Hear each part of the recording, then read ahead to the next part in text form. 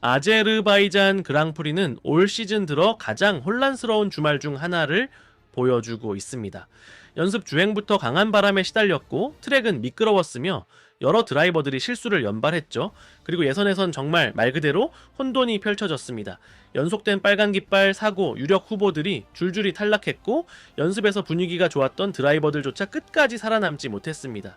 맥라렌 내부 경쟁도 직접적인 영향을 받았고 두 대의 차는 전혀 다른 위치에서 그리드를 출발하게 됐습니다.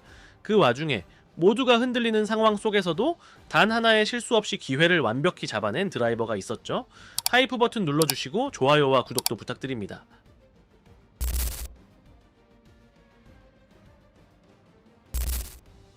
바쿠에서 열린 세 번째 연습 세션, 아제르바이잔이라는 트랙이 왜 늘 예측 불가능한지를 다시 한번 보여줬습니다. 강한 바람은 빠른 랩타임을 완전히 흐트러놨고 여러 드라이버들이 제동 구간에서 어려움을 겪었죠. 게다가 전날 밤에 내린 비로 인해 금요일에 쌓였던 러버마저 다 씻겨나가면서 트랙은 매우 미끄럽고 불안정한 상태였습니다. 이 혼란스러운 상황을 가장 잘 활용한 건 랜도 노리스였습니다. 두 번째 연습에서 사고를 겪은 뒤 다시 강하게 돌아와 1분 41초 1을 기록하며 세션 톱타임을 차지했죠. 그보다 중요한 건 예선 시뮬레이션에서 보여준 일관된 페이스였어요. 맥라렌 입장에선 금요일의 흔들림 이후 다시 자신감을 회복할 수 있는 신호가 됐습니다. 하지만 막스 베르스타펜도 만만치 않았습니다. 세션 후반, 트랙 상태가 좋아진 타이밍에 모습을 드러냈고 레드불을 시속 2km 차이로 노리스 바로 뒤인 2위에 올려놨습니다. 이번 주말 들어 처음으로 진짜 경쟁력을 보여준 순간이었죠.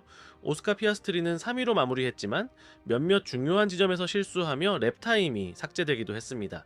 아직 완벽한 밸런스를 찾진 못했지만 그래도 상위권에 붙어 있었다는 건 의미 있는 결과죠.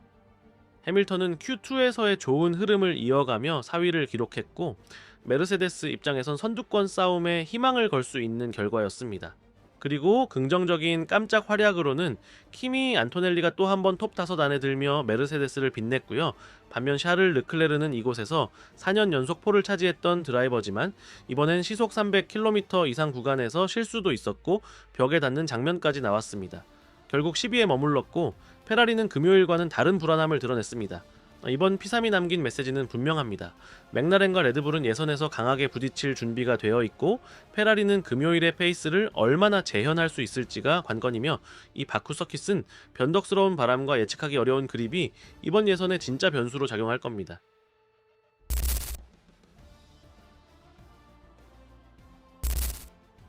바쿠 예선은 예상대로 혼돈 속에서 시작됐습니다. Q1 세션에서만 무려 3번의 빨간 깃발이 나왔고 그만큼 드라이버들이 한계까지 밀어붙이고 있었다는 뜻이죠. 먼저 알렉산더 알본이 사고로 멈췄습니다.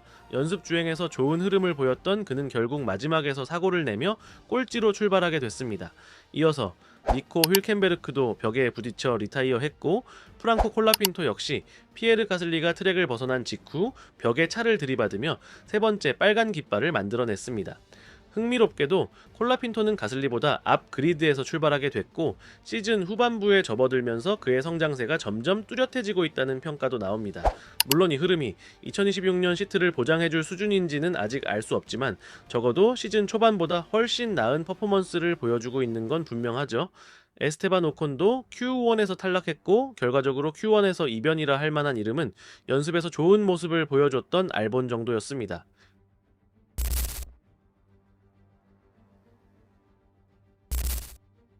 Q1이 여러 번 중단됐다면 Q2는 그보다 더 정신없는 세션이었습니다.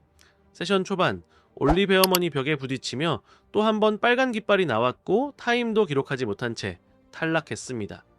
에스턴 마틴의 부진을 감안하면 랜스 스트롤의 탈락은 놀랍지 않았고 가브리엘 보르톨레토도 떨어졌지만 팀 동료보다는 앞 그리드에 서게 됐습니다. 그런데 진짜 충격은 루이스 해밀턴이었습니다. 전날 연습 영상에서 해밀턴이 좋은 흐름을 보였고 P2에서는 리더보드 1위에 오르며 페라리와의 조합도 안정되어 보였죠. 하지만 예선에선 전혀 다른 모습이었습니다. 차에서 최대한의 성능을 끌어내지 못했고 세섭과도 계속 충돌했으며 특히 3번 섹터에서 실수가 반복됐습니다. 이건 연습 세션에서 해결됐어야 할 문제였고 결국 마지막 시도에선 새 랩을 시작하지도 못한 채 피트로 들어갔습니다. 연료가 부족했을 가능성이 크고 결과는 12위 탈락. 금요일의 가능성을 보여줬던 페라리 입장에선 정말 실망스러운 결과였죠. 세션 후 해밀턴은 강한 인터뷰를 남겼습니다. 여전히 포디움을 노린다고 말했지만 예선 결과에 대해서는 페라리의 타이어 선택을 비판하며 팀의 판단을 문제 삼았습니다. 또다시 페라리는 좋은 시뮬레이션을 결과로 연결하지 못하는 익숙한 한계를 드러낸 셈이죠. Q2는 확실히 다시 보여줬습니다. 바쿠는 방심을 절대 허용하지 않는 트랙이고 집중력이 흐트러지면 바로 대가를 치르게 된다는 걸요. 빨간 깃발, 벽 접촉, 그리드 혼란까지 이 예선이 여기까지도 이랬는데 Q3은 과연 어떤 전개가 펼쳐졌을까요?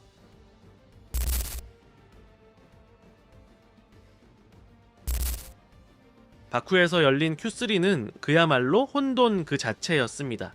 세션 초반 카를로스 사인츠와 리암 로슨이 아직 마르지 않은 트랙을 먼저 활용해 빠르게 랩을 돌며 경쟁력 있는 타임을 확보했습니다. 고디어 트랙 일부에 가벼운 비가 내리기 시작했고 노면은 더욱 불안정해졌습니다. 바로 이 상황에서 샤를 르클레르가 15번 코너에서 차량을 잃고 타이어를 잠그며 그대로 배리어에 충돌했습니다. 이번 주말 내내 흐름이 좋았던 페라리는 이 사고로 인해 상황이 크게 꼬였습니다. 페라리는 전통적으로 이 바쿠 서킷에서 예선 성적이 좋은 팀이지만 이번엔 스스로 기회를 무너뜨린 셈이 됐습니다. 세션은 젖은 노면 위에서 재개됐고 모든 드라이버가 랩타임을 끌어올리지 못하던 중 막스 베르스타펜이 사인츠의 기록에 도전하던 그때 또다시 빨간 깃발이 나왔습니다. 이번엔 챔피언십 리더인 오스카 피아스트리가 차량을 잃고 강하게 충돌했고 이 사고로 그의 그리드 포지션은 크게 떨어지게 됐습니다. 이 빨간 깃발로 세션은 장시간 중단됐고 분위기는 더욱 무거워졌습니다. 그 틈에서 랜도 노리스는 챔피언십 판도를 바꿀 수 있는 기회를 잡았지만 살리지 못했습니다. 벽에 두 차례 살짝 부딪혔고 차량엔 큰 손상은 없었지만 타임을 올릴 수 있는 결정적인 몇십 분의 1초를 잃었습니다. 그 결과 피아스트리와 나란히 중단 그리드에서 출발하게 되었고 바쿠에서의 첫 랩 사고 가능성을 고려하면 타이틀 경쟁자에겐 꽤 위험한 위치입니다. 그렇게 폴포지션은 사인츠가 차지하는 듯 보였고 윌리엄스도 이미 분위기를 띄우고 있었지만 바로 그 순간 막스 베르스타펜이 등장했습니다. 자, 계속해서 라디오로 타이어가 다 됐다 고 불평하던 그는 미끄러운 노면 위에서 놀라운 그립을 찾아냈고 사인츠보다 무려 0.5초 가까이 빠른 랩타임으로 역전포를 가져갔습니다. 이건 실수가 적은 사람이 앞서는 바쿠 예선의 전형적인 모습이었고 이번 주말 실수가 없었던 베르스타펜이 그 자리를 차지한 거죠. 그래도 사인츠는 충분히 박수 받을 만합니다. 윌리엄스를 프론트 로우에 올려놨고 시즌 초에는 상상도 못했던 위치였으니까요. 베르스타펜과 츠노다의 격차는 Q 소라에서도 꽤 크게 벌어졌고 츠노다 입장에선 이 간극을 레이스에서 반드시 좁혀야 합니다. 그의 시트에 대한 이야기도 많았던 만큼 이번 레이스가 중요한 분기점이 될 수도 있습니다. 이번 예선은 포뮬러1 역사상 가장 많은 빨간 깃발이 나온 세션으로 기록됐습니다. 무려 6번의 중단이 있었고 모든 드라이버들이 리듬을 잃었습니다. 결국 승자는 실수하지 않은 사람이었습니다.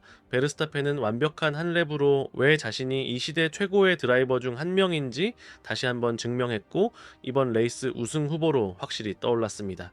페라리 입장에선 끔찍한 토요일이었지만 반대로 메르세데스는 좋은 위치를 확보했고 레이싱 불스와 윌리엄스 역시 이번 시즌 최고의 예선을 치렀습니다. 내일 레이스가 어떤 전개를 보일지는 모르겠지만 바쿠는 거의 매년 세이프티카가 등장하는 트랙이기 때문에 모든 팀들이 긴장을 늦추지 말아야 할 겁니다. 여러분은 누구를 응원하고 계신가요? 댓글로 알려주세요.